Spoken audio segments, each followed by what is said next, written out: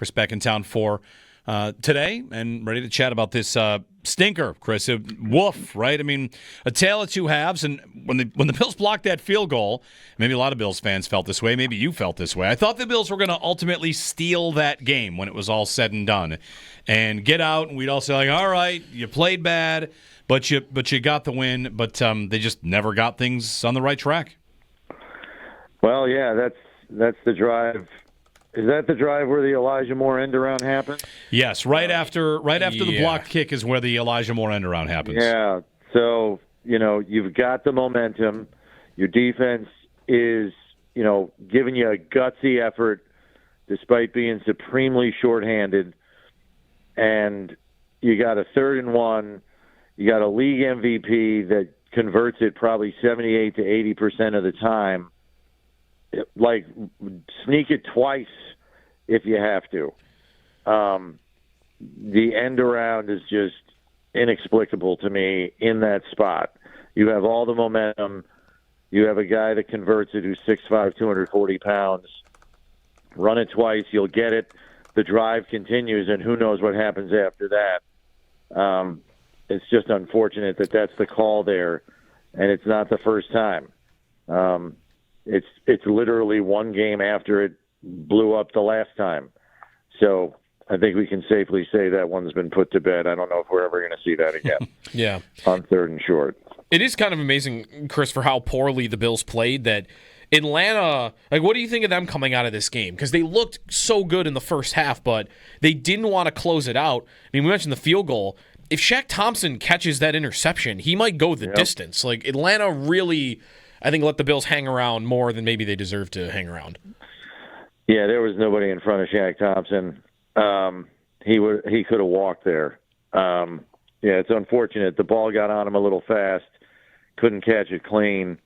Yeah, I mean, yes, I see what you're saying, Joe. Like, the Falcons, they're a young team, though. I think they might be the 2nd or 3rd youngest team in football. They have a very young roster. They haven't learned how to close out teams and close out games. That's part of the maturation of a young football team. And that maybe that is part of the reason why the Bills were able to hang around. Someone's got to explain to me why the Falcons are still throwing the ball with 5 minutes left in the game. Yeah, same, right? You've got to be kidding me. Like, what are you guys doing? Like, that one stupefied me. So it's not like they were not without some errors of their own. But again, the Bills, as is usually the case, they help you beat them. And, until the very end of the game, it's a one-score game even so. But, yeah, there's a lot to unpack here in terms of what's ailing Buffalo. I was disappointed in the defensive plan at the start of the game from a matchup standpoint. I mean, I'm sure you guys talked about it. We talked about it on One Bills Live all week. The matchups concerned me. You had a shorthanded defense in terms of injuries, and they have 6 first-round picks on offense, 4 of whom are at the skill positions, all of whom are top 10 draft choices with elite physical traits. We knew Bijan Robinson was going to be a handful for all 11 guys on the defense. But you needed to have an answer matchup-wise for Drake London, who is not a burner. He's just a tall, physical possession receiver. To me, Christian Benford made the most sense for that matchup. He lines up in the slot a lot. Taron Johnson is 5'11" on his best day. You can't put him against a 6'5" receiver and ask him to succeed. Mm-hmm. I just feel like you're putting him in a situation to fail. And it wasn't until the second quarter where they made that switch and put Benford on him almost exclusively. And then, unfortunately, Benford gets hurt, and that guy's dragging a leg around the whole second half. How he played that second half with what was called an Achilles injury, I will not know. So salute to him. But it's a matchup like that you had all week to get ready for. And I love Taron Johnson, but there are some times where you just have to say, what's the best thing here matchup-wise in what is largely a matchup league? Chris, same question, and I feel like it's a parallel. A lot to like about Terel Bernard. Right now in a matchup league, can they match up with a lot of these teams if he's at middle linebacker? Yeah, it's interesting. Eric had a good point on this. So the Bijan Robinson touchdown run, for example. Well, first of all, if you don't line up off sides and Bosa's sack counts, you're in 2nd and 16, and you're probably not calling a run play. So the Bijan Robinson touchdown doesn't even happen. That notwithstanding, he noticed something on that run play. He saw that they had Bernard very close to the line of scrimmage, like 3 yards deep.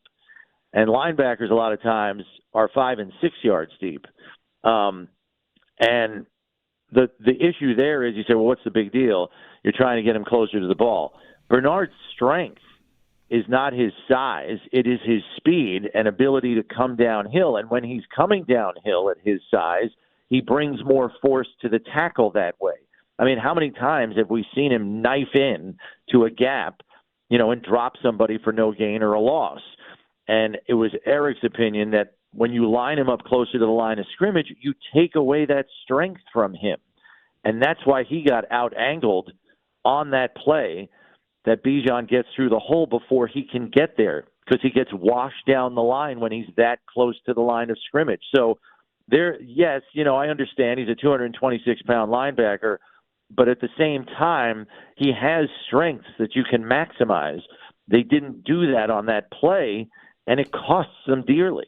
Yeah. Chris Brown joining us on the Western Hotline. As we're talking about, Chris, there's so much to get into. One of my primary concerns right now would be, you mentioned McDermott saying it doesn't have to be that hard on the quarterback.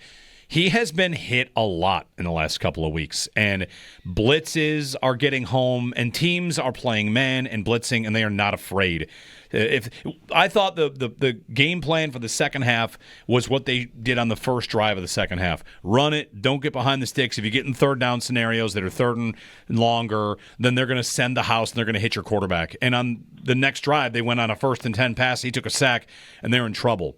The bigger picture for me is, I don't know if they're built the way they are presently constructed, with the Palmer injury, of course. It's a big part of that, and the Kincaid injury, to beat blitzes and to keep their quarterback clean right now, because he's taking a lot of hits. He is taking a lot of hits. You're playing a team. You knew going in, you're playing a team with the highest blitz rate in football. So you knew you were going to have to protect it up. They didn't go to max protect until the third quarter. And, Josh got sacked 4 times. He was a veritable Houdini on about 4 or 5 other plays where he could have easily been sacked. You could have been looking at an 8-9 sack game very easily if Josh, is not slippery and, improvising and doing Josh things. I still, again, in a matchup league, I need someone to explain to me why your most dynamic athlete on the roster is not split out wide at receiver. You want to put Ty Johnson in the backfield for pass protection, I am fine with that. You've lost Palmer. You don't have Kincaid. It's the end of the game, and number 4 is not on the field. And he is a more than capable pass-catching back who can run routes. Sean McDermott was asked after the game, why is 4 not on the field at the end? And he said, we're going to have to look at that. So he was clearly not happy with that either. But it's a repeat of the AFC Championship game, guys. James Cook is watching the end of the game, and he is your best mismatch in the passing game in light of who you had left at your disposal. Sometimes I look at the defensive stats, guys, to assess offensive efficiency, and I guess what I mean by that is, I look at the team's pass breakups for the other team and stuff like that. So, for a look at that, Josh is 15 of 26. The Falcons have 2 interceptions and 9 pass breakups. I mean, that accounts for all 11 incompletions, which means to me he's throwing into tight coverage a lot. Penix is 20 of 32. The Bills have 5 pass breakups in the entire game. 1 was by Shaq Thompson. 1 is at the line by Deion Walker. Penix's other 7 incompletions were lousy throws to open targets. So I'm having a tough time. And here's the other thing, guys. I got to go back and look at the tape. I'm not going to remember every play, and I'm following the ball a lot, so I don't see everything. But can we remember a rub route from last night? No. Help your guys. If you can't get separation, stack two receivers on top of each other at the line of scrimmage. That can help and facilitate separation. Like, I just didn't see any of that through the course of the game where they adjusted to try to help the receivers who were struggling to get open. Yeah, I mean, Coleman, maybe that would have been especially true of, right? Like, because he's being Atlanta, kind of surprisingly, like they're shadowing. I think they were shadowing for most of the game AJ Terrell on Coleman, and that's just not a matchup that I think he's going to ever win. And right, like same thing. Like I'd have to go back and see if they tried anything like this, but it felt like anytime the ball was going to Coleman, it was just, I know you're covered, I'm just going to throw it in your direction and hope you come down with a contested ball. Right. And, last night, if you ever needed your top pick in last year's draft, it was last night. Kincaid's out, Palmer's hurt. They needed to lean on that guy, and there wasn't much to go on, unfortunately. And, yeah, it's a combination of things. Often in football, one thing leads to another, and it compounds itself when you're struggling, like they were last night on offense. And I think we saw that, and it turned into an avalanche of problems. I'm not ready to panic yet because, as we know, this is the 7th straight year that the Bills have lost a set of back-to-back games. If you count, the 2 games they lost at the end of the season in 2019 when they really didn't need them. So make of it what you will. I vividly remember the Week 5 game at Houston. It was just as ugly, if not more so, offensively. I think Josh was 9 for 30 in that game. Granted, they lose on a last-second field goal, but there were a lot of similar problems there, and they were able to fix them. So they are fortunate that they have a bye week here. Let's see what they can fix. I know the Daquan Jones injury is a problem, but you get Ogunjobi, who can plug in there. Let's see what Michael Hoyt brings to the pass rush, maybe as a force multiplier with the other 2 edge guys who are playing some of the best football on the defense. So there's stuff to be fixed. There's no question, guys, but they have time to actually fix it with no game on the horizon here. Chris Brown joining us on the Western Hotline. Chris, thanks for the time, and we'll chat in a couple weeks because they're on the bye, and hopefully they get some things straightened out. And good injury news, too. Going to need some good injury news. Oh, boy, do we. Yeah. Thanks, Chris. Take care. Chris Brown joining us on the Western Hotline, 803-0550. Get to Paul Hamilton.